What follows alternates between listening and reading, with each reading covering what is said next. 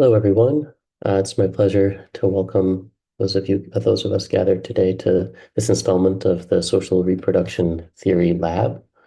Um, we are going to start in just a moment. I'll introduce the speaker and then turn it over to Professor Mezzadri. But I'd just like to take this moment to inform everyone that this meeting is being recorded. And sadly, because of the political situation in the US at the moment, we advise that you do the safe thing and when contributing to conversation, keep things very direct and to the point, engage in a very specific question. Um, it's unfortunate that that reminder must be given, but just be politically safe with the understanding that this is indeed being recorded and will be available online after the talk. With that said, it's my pleasure to introduce Professor Alessandra Mezzadri. She's a professor in global development and political economy at SOAS in London. She's the author of The Sweatshop Regime, lead author of The Social Life of Industrial Disputes, editor of Marx in the Field, and co-editor of the Handbook of Research on Global Political Economy of Work. She's written extensively on global labor relations and informality, social reproduction, value, and exploitation, Marxian feminist methodologies, and the global political economy of India. She's currently writing a manuscript provisionally titled Life of Development, Feminist Cartographies of Social Reproduction in the Planetary Social Factory. So I'm going to pass it off to Professor Mezzadri, who will have about half an hour to speak, and then we will open it up for question and answer. And we really look forward to having a substantial, engaged dialogue. Thank you again for being here, and it is a pleasure to host Professor Mezzadri. Please take it away. Thanks a lot for the generous introduction, and I'm really excited to be here in a series organized by people whose work I read and admired, and also coming after speakers whose work I read and admire. I'll try to share some slides if you don't mind. Let's see how that goes. I should be able. Yes, do you see them? Yes, perfect. So that was easy. Okay, so I'll, I think introduction to this presentation is that ideally this will become perhaps the last chapter of a small book that I'm writing that wants to contribute to social reproduction feminism by highlighting the ways in which different narratives that we put together over many decades now have to be read in a complementary rather than alternative ways. So the main argument of the book in a nutshell is that different aspects of social reproduction feminism, these different traditions are able to unveil a key aspect of the capitalist beast, and as such, we are able to work together both theoretically and politically. So I guess this last chapter has to be located in this longer durée of the argument I'm trying to make here, and engaging with what I feel is something that we need to engage with, which is a critique to social reproduction theorizations, which is moved historically and also in the present by decolonizing approaches, decolonizing feminism, and by Black feminist analysis. Now, for those that know about my work, I'm slightly obsessed with making connections. And I think, especially in the age of global fascism, these are fundamental connections to make. So, of course, the idea of trying to explore ways to work together analytically and politically, of course, does not want to level out or to trivialize key differences that we have, but I would say to address these differences in a context of the key political moments that we are living through. Now, so the aim of this, hopefully one day a paper, for now presentation, is to reflect critically on the legacy of Black decolonial and global South-centered critiques to different social reproduction approaches, And I would say, while taking stock of the critique in the first part of the dissertation, so explaining what these lines of criticism have been, then to also show the power of connections that the social reproduction feminist frameworks offer to sort of engage effectively and productively with these critiques.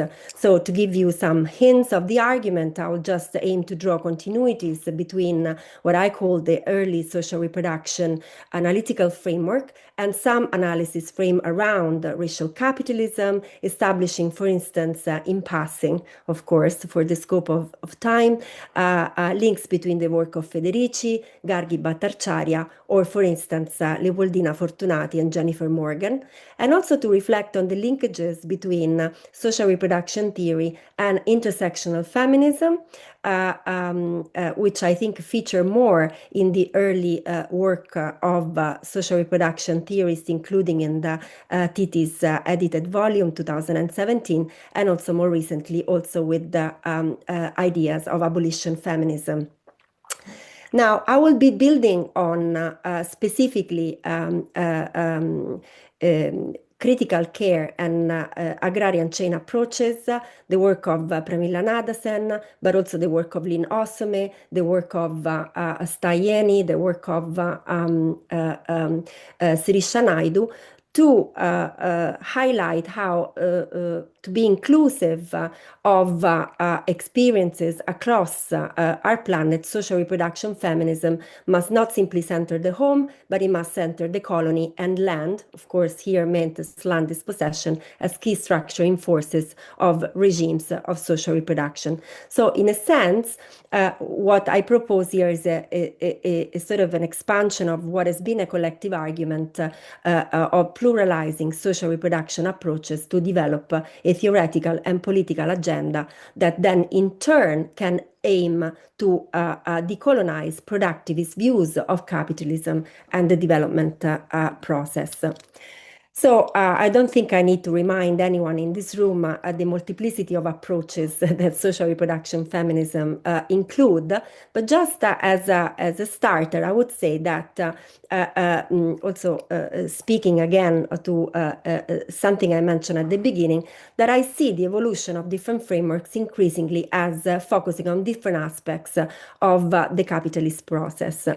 We go back to the 1970s, early social reproduction analysis focused a lot on processes of the making of the workers and in the complexities of capturing exploitation across the productive and reproductive divide, and the issue of value generation and value extraction was very much centered to this feminist, also in an historical moment where, of course, women in large parts of the regions where these comrades were writing were in fact sort of housewifed or like locked inside the cage of the home.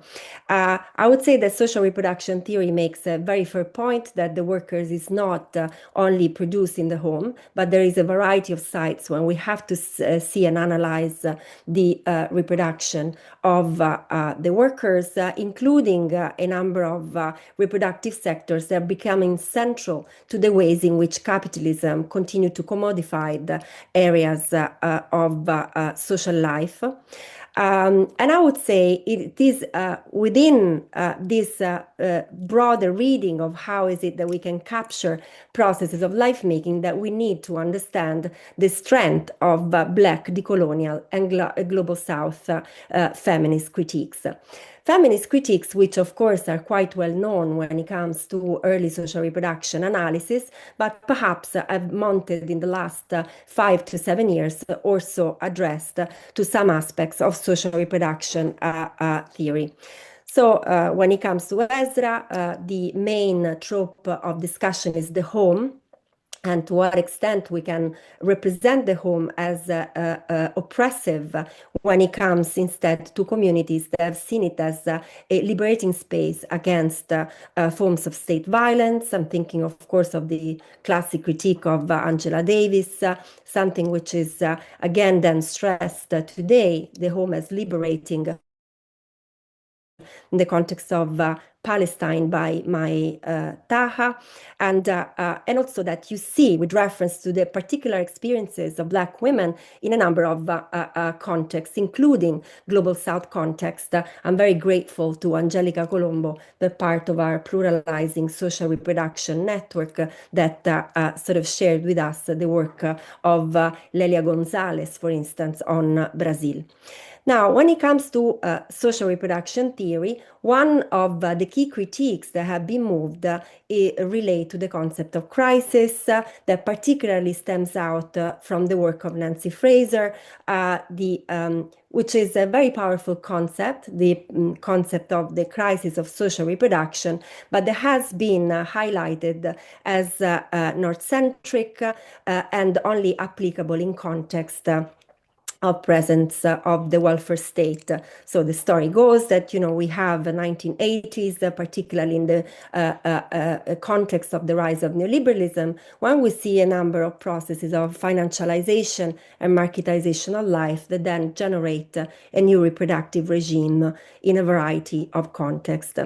I would say that the concept of crisis of social reproduction can be read also in parts of the South when we, for instance, speak of structural adjustment, but of it manifests and articulates very differently. And a very strong critique has come, for instance, by François Vergès and her take on the fact that when we think about the crisis of life and life making for Black communities, we need necessarily to start from the colonial plunder and from the economies of exhaustion, as she calls them, that follow from the afterlives of slavery. As a matter of fact, within our own project, and one of the special issues that we collectively curated for the review of international political economy, Hannah Bargawi and a group of Palestinian comrades have also sort of paused and reflected on the limits of the concept of crisis when it comes to an area which is systematically sort of demobilized in terms of reproductive capacity. Of course, we were writing this in 2018, 2019, and of course we know what happened since with the escalation of this into a fully fledged genocide, which is continuing even after the ceasefire was called. Now, the critique that are posed by these theories, these interventions by Black, decolonial, and global South scholars have to be taken very seriously. But in a way, I think they offer us a sort of the chance to also establish which can be instead points of contact and points of commonality going ahead. And I would say that this is the thrust of the projects that I'm part of with the Pluralizing Social Reproduction group.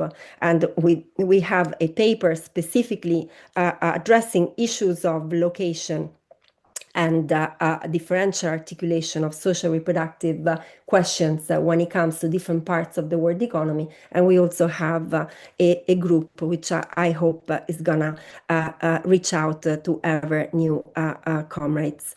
Now, in this process, I have to say that, of course, we need to be wary of not trying to then propose a sort of colonizing ontology. I hope I'm not doing this here. The specific aim I have is to reclaim the history of capitalism as a history of the many, and a history where we recognize the different ways in which the laws of values have exploited and plundered different communities across the globe without flattening the ways in which these processes took place. So to sort of understand these relations of exploitation and plunder as co-eval, co-determinus, and happening at once.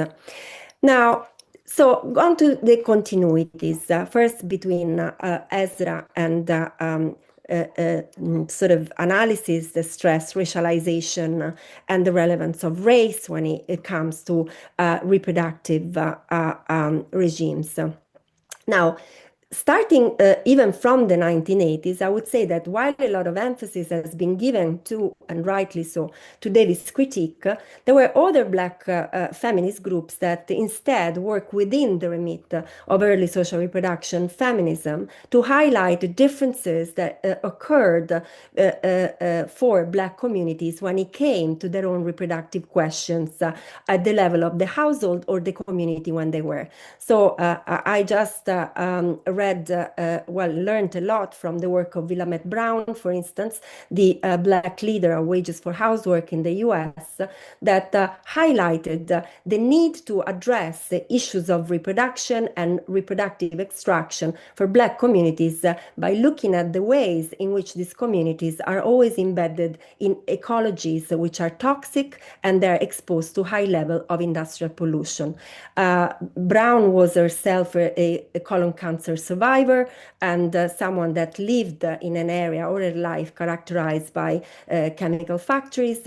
This is something that resonates what she talks about with me tremendously as someone that has spent a huge part of her early academic life in industrial areas. They're extremely polluted, where the workers and their families are the first to actually feel the outcomes of this type of pollution.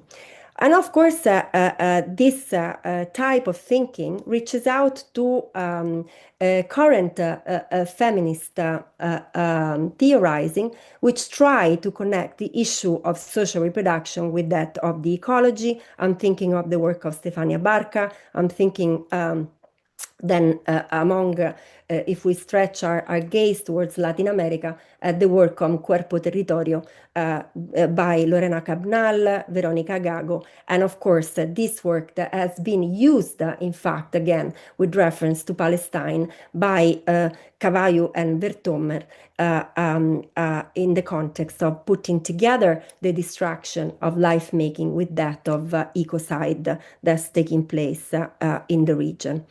Now, much more directly, Gargi Bhattacharya, in her book Rethinking Racial Capitalism, of course, already gives us a sense of how useful connections between theorization of racial capitalism and social reproduction can actually reinforce each other.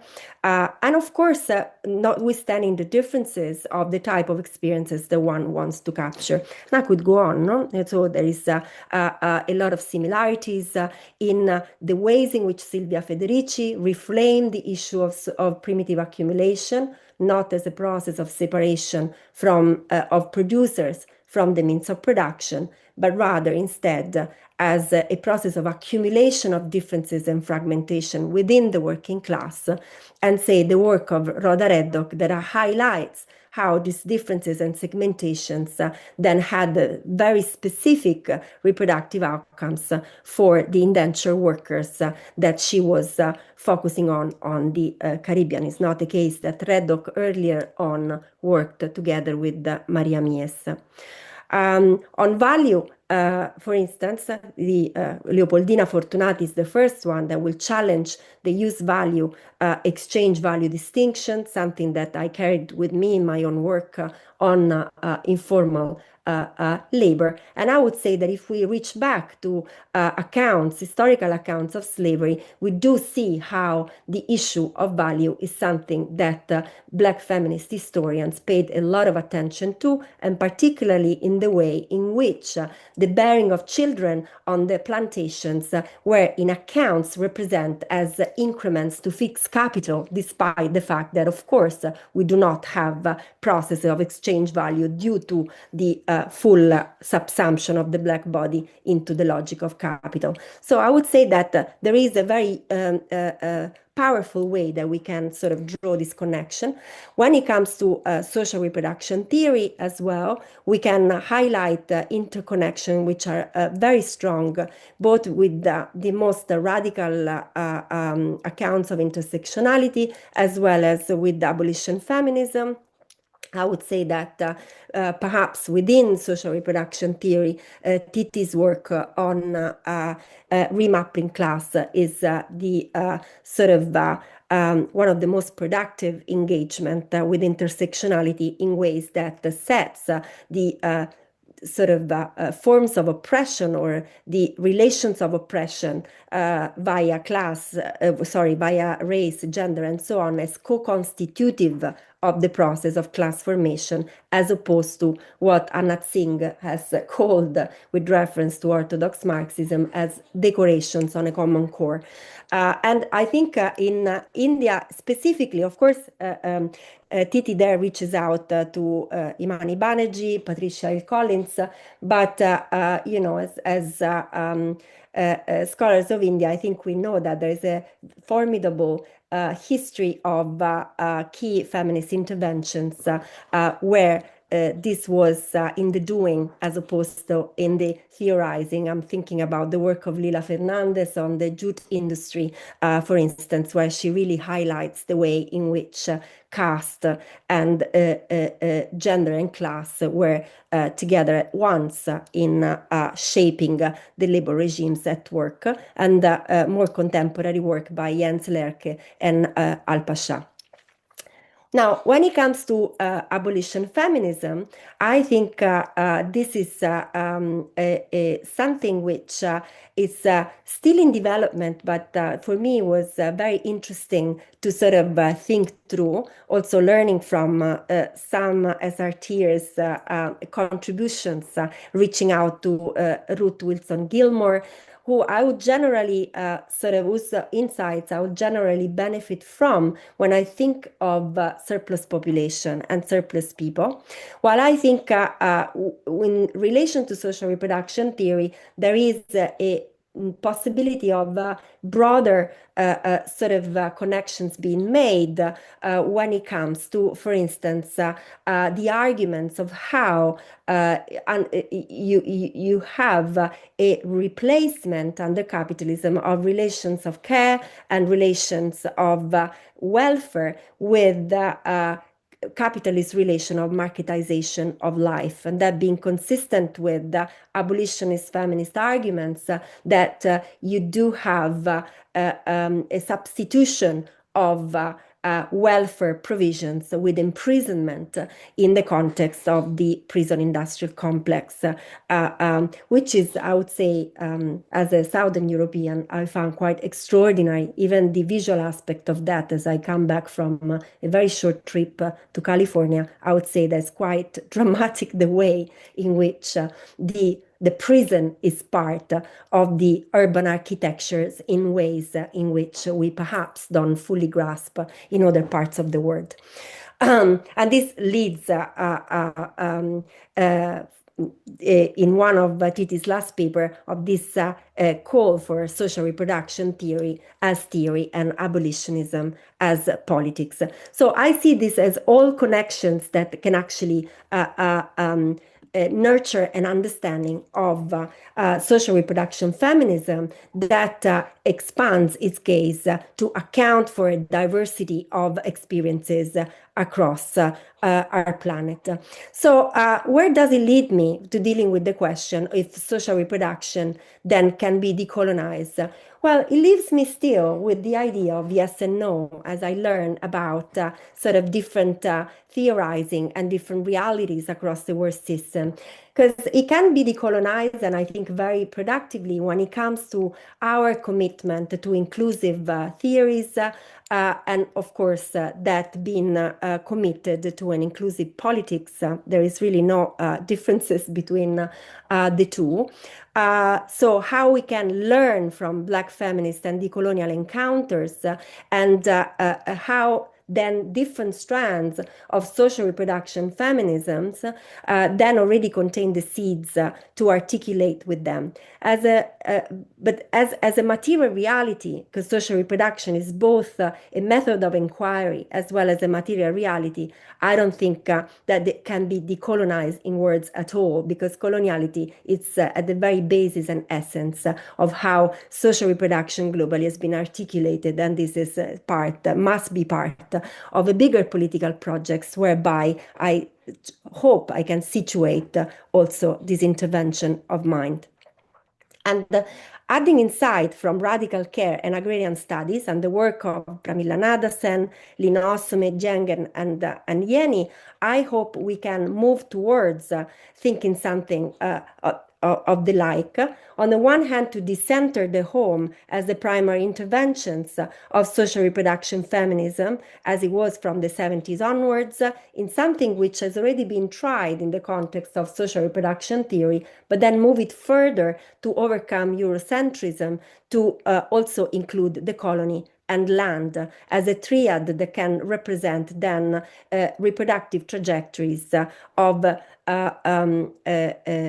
trajectories of reproductive oppression, if we want, across the world system. So in this pluralized version, my argument is that social reproduction feminists can in turn decolonize global capitalist narratives, which maintain themselves as anchored to instead productive spaces, either the factory or the farm or the welfare system, while these in themselves can be seen as outcomes of much broader reproductive processes overall, and hopefully indicate then alternatives once we de-invisibilize the logics of capitalism across a variety of terrains, which leads me to my conclusions, and hopefully I'm within the remit of the time I had. Yes, thumbs up.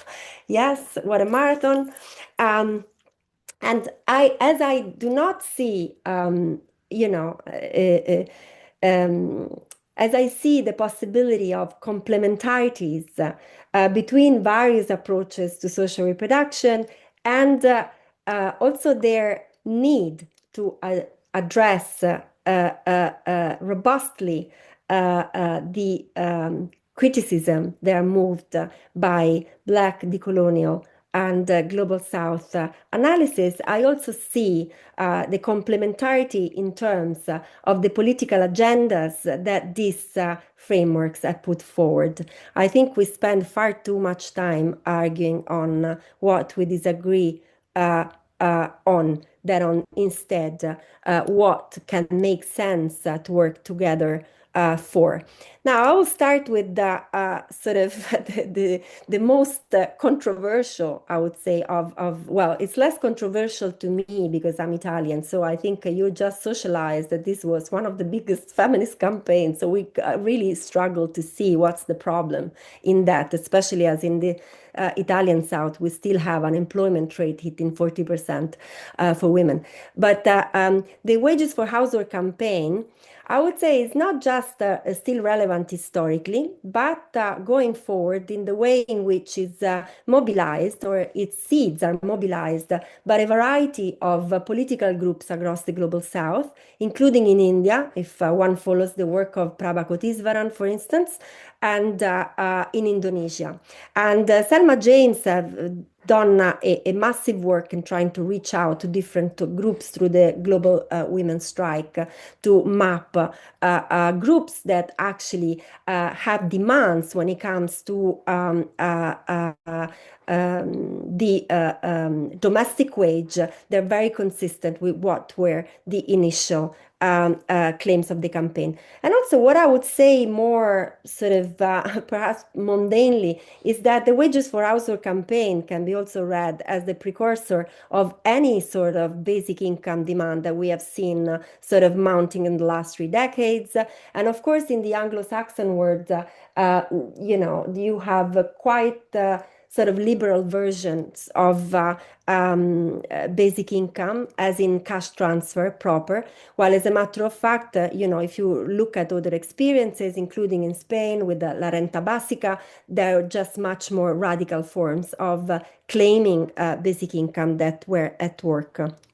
And also, of course, reaching out to the work of Cristina Morini on self-determination income, or the Care Income manifestos crafted by Barca, Littler, and James herself. But more than that, I think rejecting the idea of women's liberation happening via productive labor, which is something that we've been grappling with in feminist debates since the 1980s, is something that perhaps the Wages for Housework campaign might not be able to fully deal with, but at least it places there as something that we need to sort of address.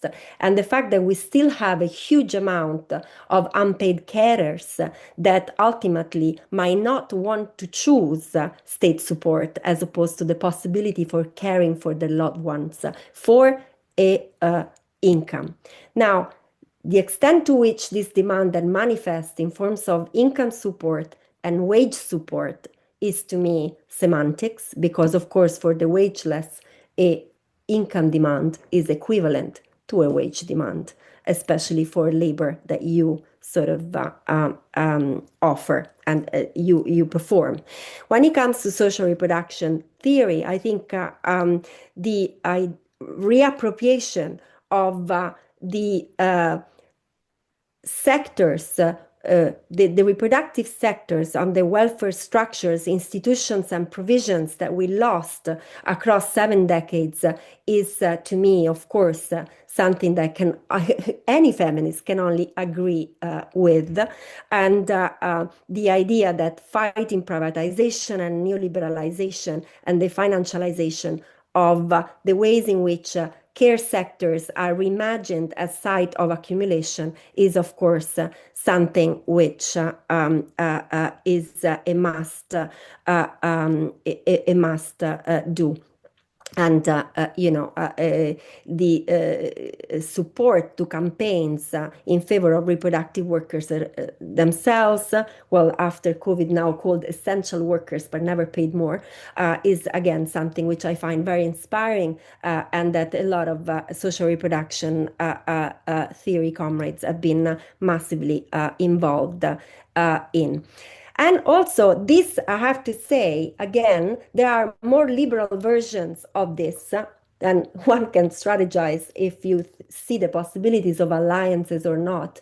But, all debates we had in the UK around the caring economy, especially after COVID. And of course, now they're lost, right? So there is not, it's not a space that we were able to grab for whichever reason. Instead, are a political space that we need to reclaim and to reimagine as an arena where we can make interventions and we can stake claims. And the idea that the realms of policy are not the realms where radical imagination can apply, to me, is absurd, because policy is simply the final legitimation of a political success or defeat. And we have lost everything with policy. You're right, in the last 7 decades. So I think we need to get our hands dirtier and instead get into policy debates far more. And finally, of course, with the when it comes to, well, what I called in the past race social reproduction analysis, of course, it leads us towards politics of support to reparations, and abolition. And I think in terms of reparations, we have seen, at least within the realm of global development studies, it's very clear that we are seeing material ways in which demands for reparation are taking place. So they're like former colonies that are becoming very, very active in demanding reparations. We have, fantastic work on imperialism and imperial drain that actually highlights how much drain happened from the colonies, and demands start being sort of based on some of these indicators. And when it comes to the politics of abolitionism, I still think there is more political work to do to understand what is it exactly that we want to abolish. Of course, we want to abolish capitalism, but if we have to break it down as a political agenda to move forward, what issues we shall focus on. For me, of course, the issue of debt is for a feminist a a no-brainer. If I read the work on that by comrades Veronica Gago and Lucy Cavallero, and you see the direct relationship exists between escalating debt crisis, which we're still living in today in large parts of the global south, and a new wave of that crisis, and the escalation of patriarchal and feminist violence that we have also seen in recent times. So together, fighting the capitalist home, the colony, and land grabs can and must be addressed at once.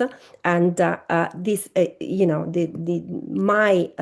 is, I hope, not just my hope, but I think it's my strong conviction that social reproduction feminism can unite both for showing different ways of thinking and doing political economy, and also fighting against capitalism. I'll stop here.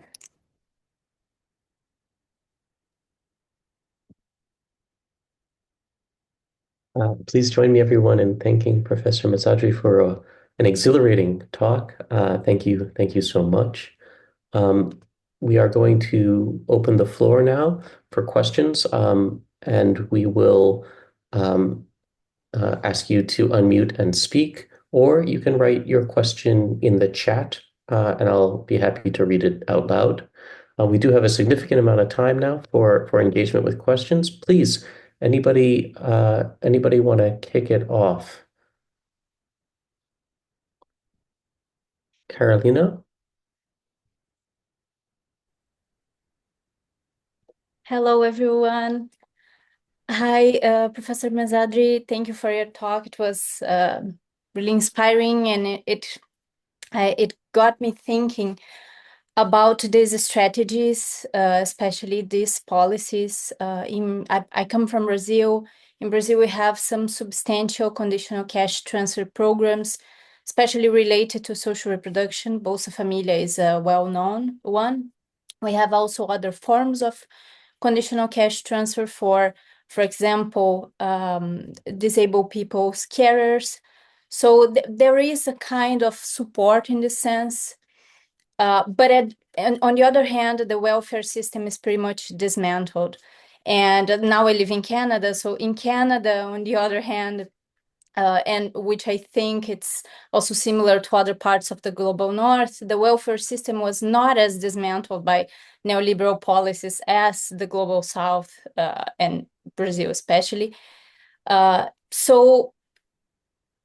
And also Kathy Weeks has this idea of universal basic income as a source of renewed wages for housework, a way to renew this perspective in a more trying to fix some of the problems and the criticism that it received. At the same time, we see in the global south the imbrication between conditional cash transfers and that, as you mentioned, Veronica Gago and Lucy Cavallero do a great job of explaining this connection.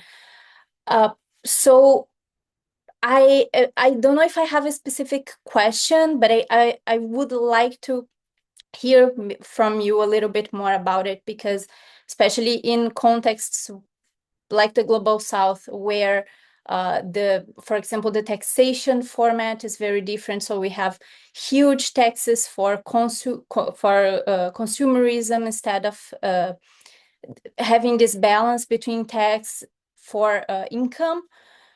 And so all this conditional cash transfer or universal basic income are following heavily on this perspective. And we see that the poorest people are the ones that end up paying more taxes. So it kind of feeds off the system as a whole. I think I don't know if I'm being able to put it as clear as I would like to, but yeah, I think that's my thoughts, and I would like to hear a little bit of your perspectives on that. Thank you. Thank you, Carolina. I'm going to take another. Okay. Oh, I'm going to take another question from the chat, Sure. and then maybe we'll turn it over to you if that's okay. So also, Livia from Brazil as well writes, Thank you, Professor Mezzadri. One of the greatest theoretical riches of social reproduction theory is its unitary theory. By proposing a pluralization of approaches to social reproduction, it seems to me that the theoretical assumptions and contradictions disappear. What are your thoughts on this issue? And if anybody wishes to jump in and add one further question, we can take perhaps three in this round. If not, we can turn it over to Professor Mezzadri. Okay. Why don't you go ahead, Professor Mezzadri, as you wish.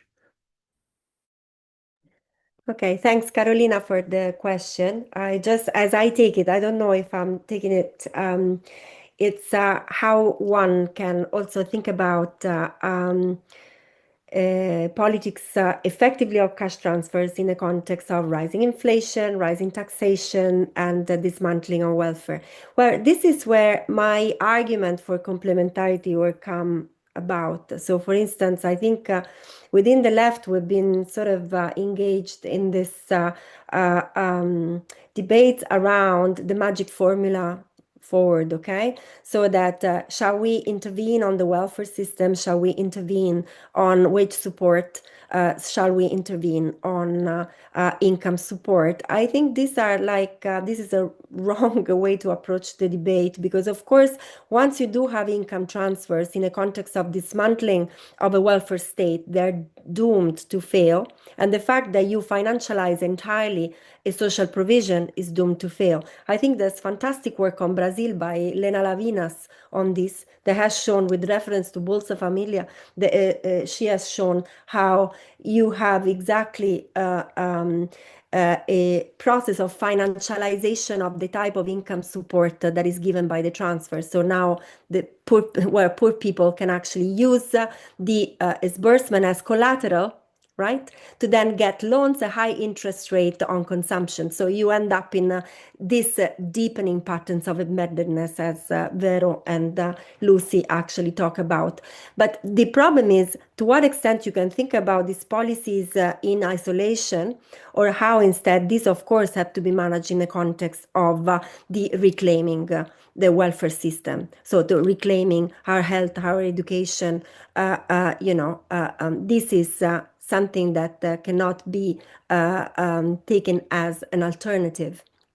La renta básica also, as is articulated in Spain, no difference. So the only ways where they have to progressively put forward the claim is exactly because you have a strengthening of takes on welfare. So they are really wrongly presented as alternatives, but these are meant to go together. Okay, and the argument that we fall for is that there isn't money enough, but there is more than enough, because we have enough to just stage wars forever. So there is more than enough for social budgets. The issue is about redressing funds. So that would be hopefully, something that partially answer the question. The second question on unitary theory, I finished a chapter just now about this issue of unitary theory. And I try to see, because generally the issues that are moved to me when it comes to unitary theory are slightly different. They're not in relation to pluralizing social reproduction approaches, but they're generally in relation to dual systems. So I hope I do not conflate the two, but perhaps I try to sort of connect, not conflate, but connect the two. So when we argue for a pluralization of social reproduction, we argue for the recognition that that even if you accept social reproduction as a method of inquiry, the contingencies and the type of reproductive trajectories and experiences that different communities have gone through mean that we need to sort of locate the various key nodes where key reproductive processes take place in different contexts. So, to explain processes of domestication of women, certain regions that home was a useful place to start from, is not a useful place to start from when we want to grapple with the realities of Black communities, of diasporic communities. In many cases, I think this is a fair argument that was made, and we need to take stock of that. And it's not enough to account for the reproductive question of indigenous communities that have lived through processes of dispossession of land.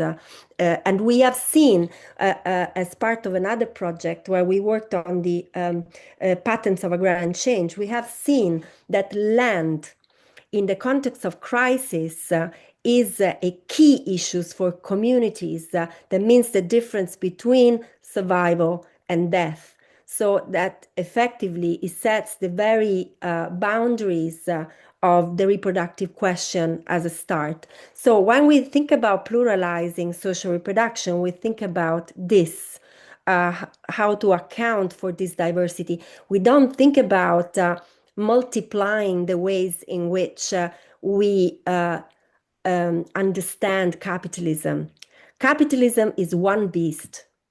And in that, I think I think here I talk for myself. I'm very committed to a unitary theory of capitalism. It depends what is my understanding or your understanding of capitalism. So for me, capitalism is a mode of production which is based on the domination of processes of labor surplus extraction. This can be based on what Jairus Banerjee and others have called multiple forms of exploitation and pluralized forms of social reproduction. So this is the historical basis on which you see it. Now, if you start from an understanding of capitalism, which is, for instance, based only on wage labor, then, of course, you see this stressing diversity of exploitation as sort of mining the possibility of a unitary theory.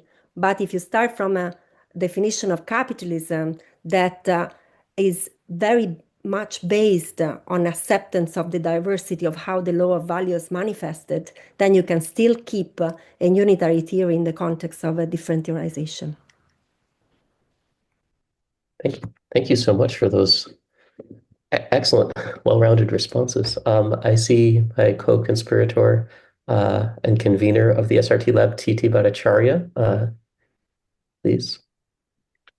Okay, Alessandra, that was absolutely terrific. Thank you so much for sharing that. And I can't wait to read the book, no matter how small it is. Do you know when it's due out?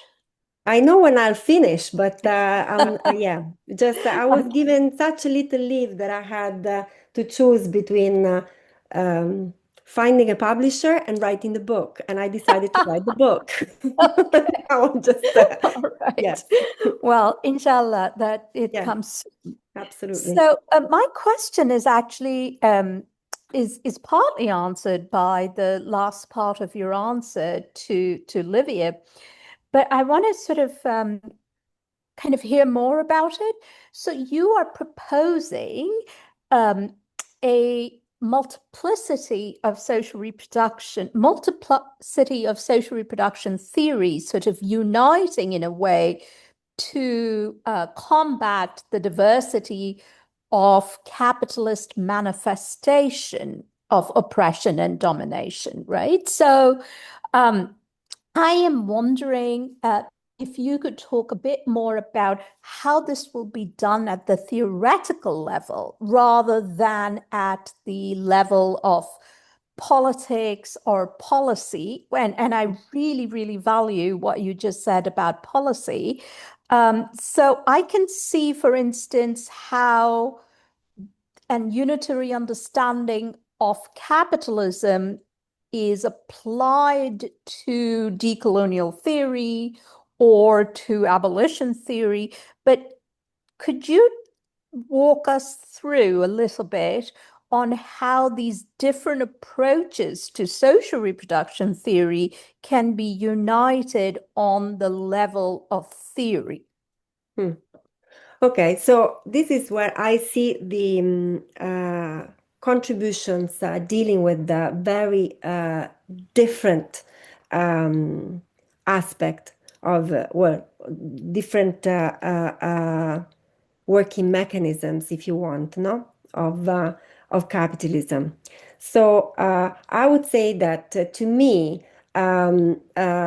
if you understand, this is also why the title of the book includes the term social factory. So understanding capitalism as a complex global planetary factory helps me to bring the point home, hopefully in a way that at least is understood.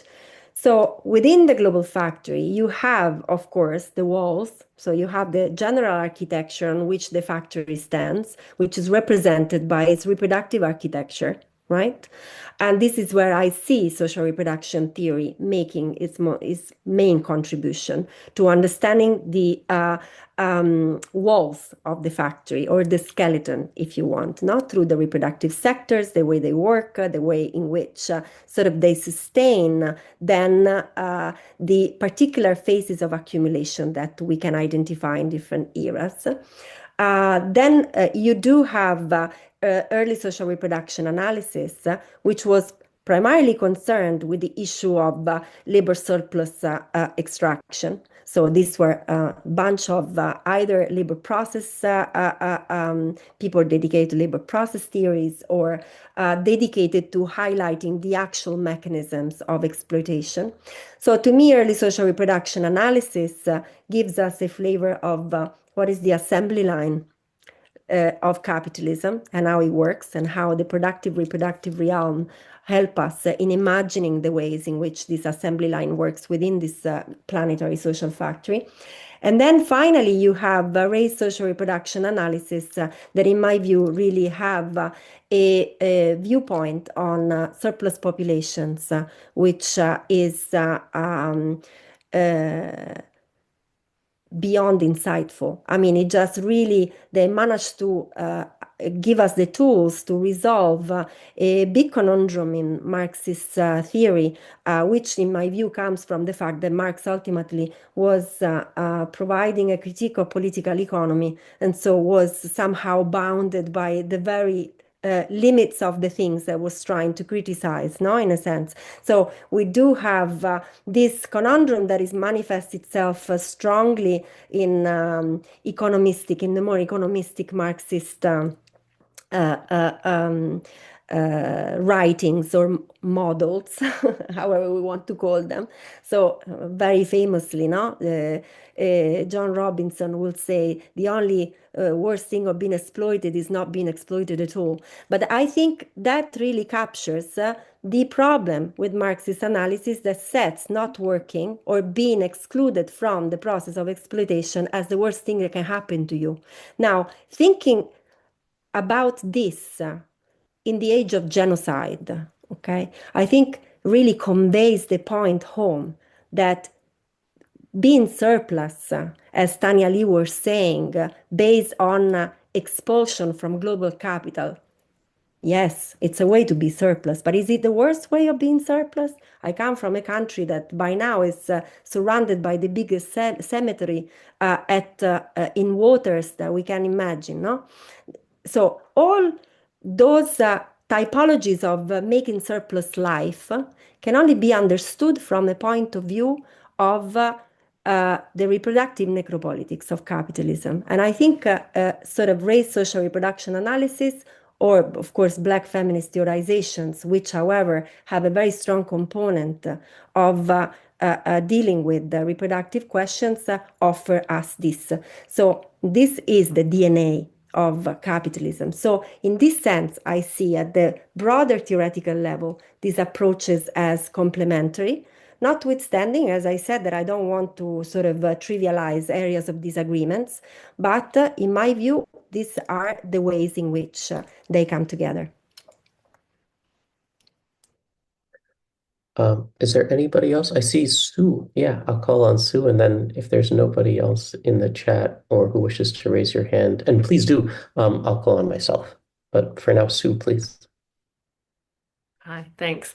Alessandra, that was really inspiring, very good. I'm so happy to with the approach that you're taking, because part of my concern always is when I'm talking about social reproduction theory, I always think of my audience, at least initially, I always thought of my audience as actually more the Marxists than the feminists. And so there's and the danger there is that you draw lines that can alienate other feminists who are in similar um, approaches, because you're trying to be really clear about and trying to explain to Marxists why social reproduction matters. But so my explanation of it is different from your explanation of it. And like, I think we do have theoretical differences, but my point is not, therefore, we can't work together, or we can't, so I really, really applaud what you're doing. And I do think you've identified things when the land, what did you say? It was, I'm sorry, right, center the home, colony, and land. And I think that's a really useful way of thinking about where social reproduction has to continue to develop and theorize more. So I really, really appreciate that. I just wanted to send out an idea of, when you're talking about how these, your last slide with the different political kind of approaches that the different theories kind of endorse. One of the thoughts that came to me while looking at that is, yes, but you don't quite phrase it this way. I wanted to bounce it off of you. Is that the thing that kind of unites a lot of this, I think, is the idea that resistance to capitalism will come from us reclaiming democratic control of our spaces of social reproduction, no matter Yeah. what. And so the Wages for Housework was about that. Insofar as like I would say social reproduction theory is about that too, in terms of not just the focus, like the focus on the welfare state per se, and trying to reclaim aspects of the welfare state, but in supporting kind of social movements from below, which are actually about trying to organize. They are a form of social reproduction themselves, when people come together to try and take over a daycare space or whatever they're trying to do. That's both a social movement and a form of reproducing ourselves and reorganizing our social reproduction. And so that's something I just wanted to hear what you thought about that, as kind of a way of framing the commonalities.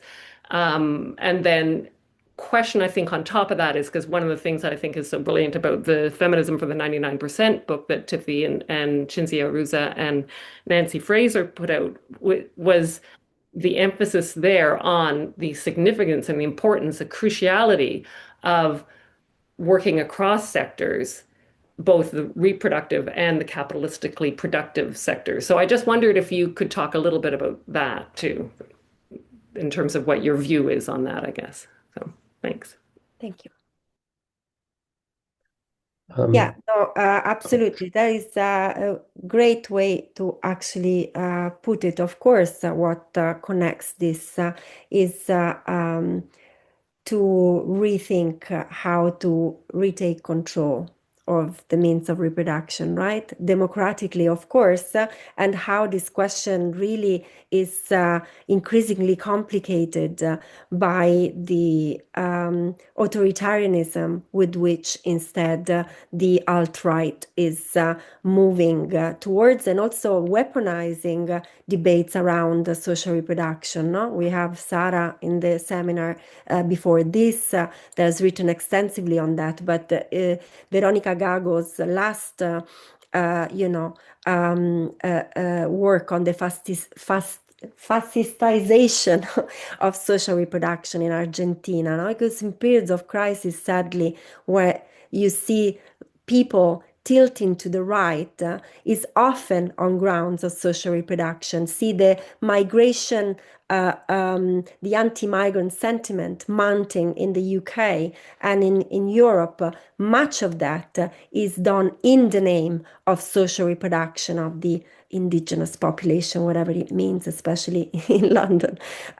So I think totally, and exactly because of the authoritarian turn that we are witnessing, with the idea of working together and not seeing this aspect as separate, to me, is fundamental. And when it comes to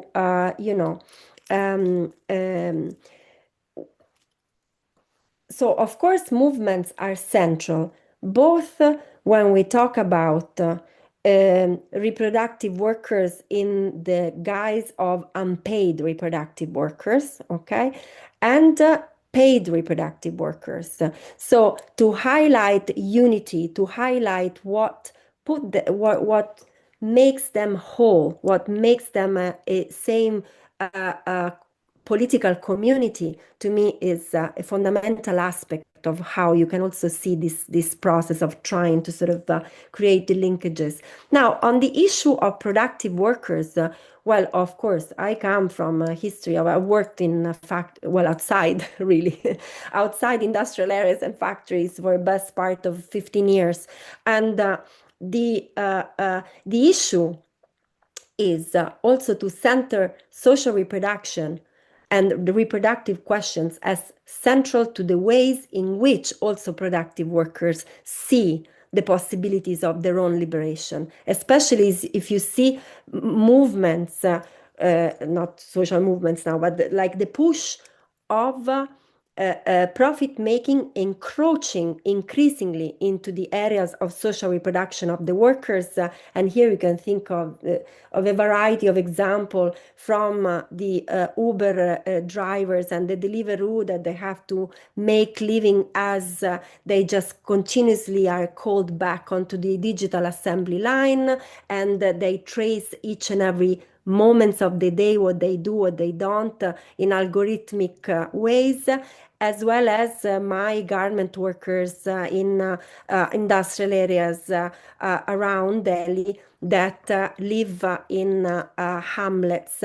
They are sort of managed by contractors which are linked to the same contractors of the factory they work for, so that they can be recalled in at as the employers please. So social reproduction remains central also when we talk about reproductive workers. But it means for us to think what it means a labor politics of liberation today, which are the issues that we consider to be part of a labor struggle. And housing is, health and safety is, clean water in many parts of the world is. These were generally done by different campaignings. They're not considered to be part of struggles for working conditions, but they are. Thank you. Thank you for that. And since I see no other immediate hands or comments in the chat, I'm going to take the opportunity to use my position as chair for the session and ask a question. I agree with so much of this really elegant talk and series of responses to the questions that have been posed. I like the expanded gaze of social reproduction theory to include land and the colony and kind of specific understandings of the different ways that social relations of oppression are manifest in the home, and taking on a Black radical tradition, an anti-colonial perspective. It seems absolutely necessary and one of the right ways for social reproduction theory to continue growing and expanding. And it's because I agree so much that I wanted to ask maybe some maybe pointed questions about the politics towards the end. So it seemed to me that there's a possible tension, maybe not necessary, but at least a possible tension between the feminist demand for socialization and the feminist demand for wages, which are so often individually received. And I felt like there's certainly a way we can struggle socially for wages, and so maybe that's the missing link, or that I didn't hear enough. But it seems that there's a tension there between a socialization demand and an individuating demand through wages. And then also, the ultimate horizon of abolition, right, is that we want to abolish the wage relation itself. And so I want to hear you say a little more, if you'd like, about the way that we can move from a kind of, perhaps to put it provocatively, reinscription within the wage relation and the abolitionist horizon of overcoming it with right, even radical versions of income demands.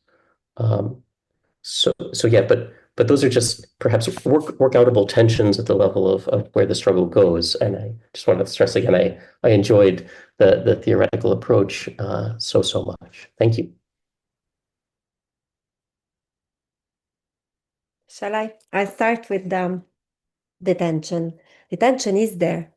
So it is there, and it's to an extent, to me, not resolvable in terms of providing a response that does not relate to a specific context.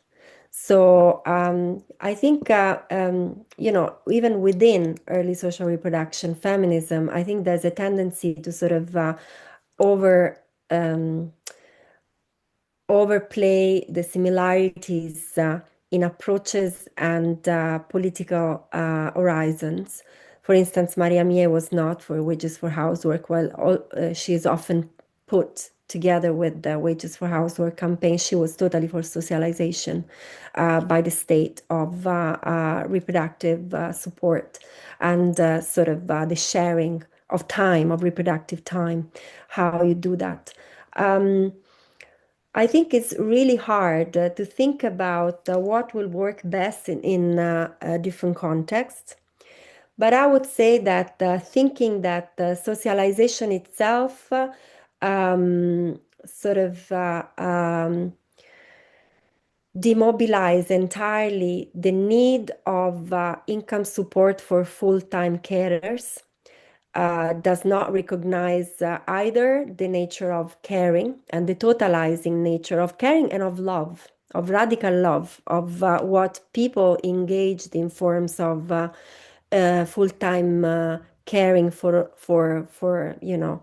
others, loved ones encounter, and something that they would most likely not want to be resolved through simple socialization, no? Which is instead what, by the way, UNIFEM have been advocating for on the basis of what was the South Korea model, no? So there was also a lot of papers that came out in feminist sort of theory about care bots.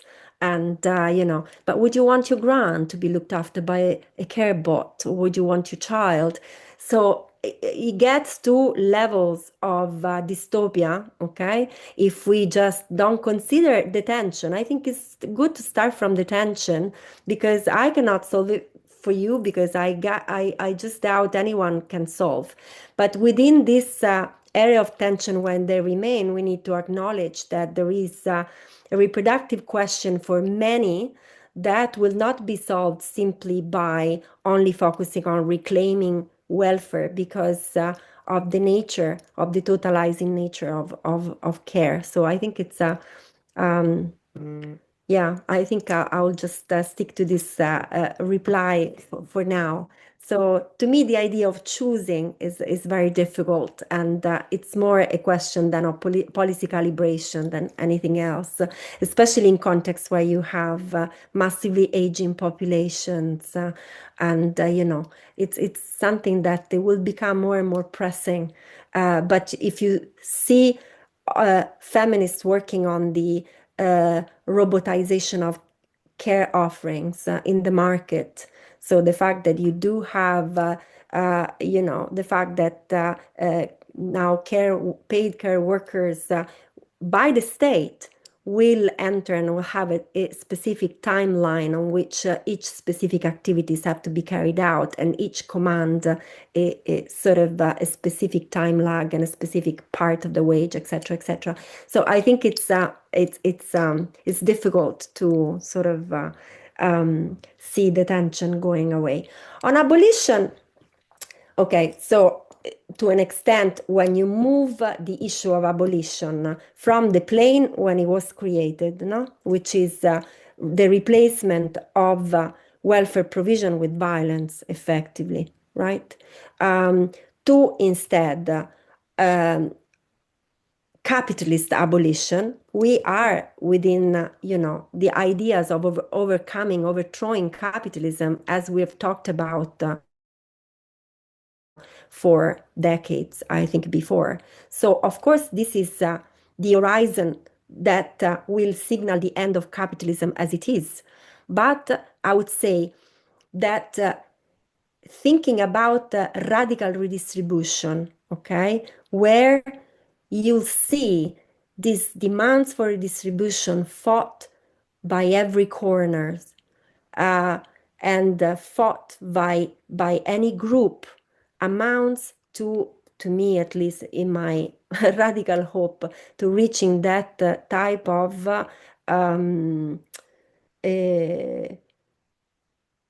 radical mass that then will overthrow capitalism. I don't see the overthrowing of capitalism as happening via the big revolution, okay?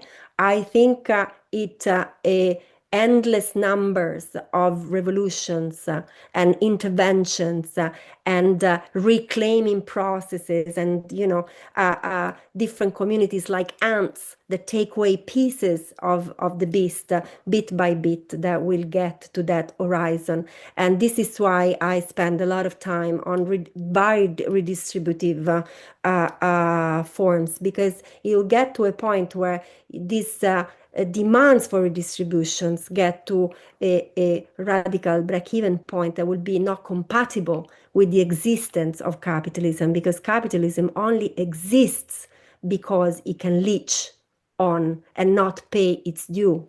So it can only exist in a condition of hugely uneven redistribution. Thank you so much, Professor Mezzadri. That's indeed the time that we have for today. I'll hand it over to my colleague Tithi, Professor Bhattacharya, for some closing comment. Thank you.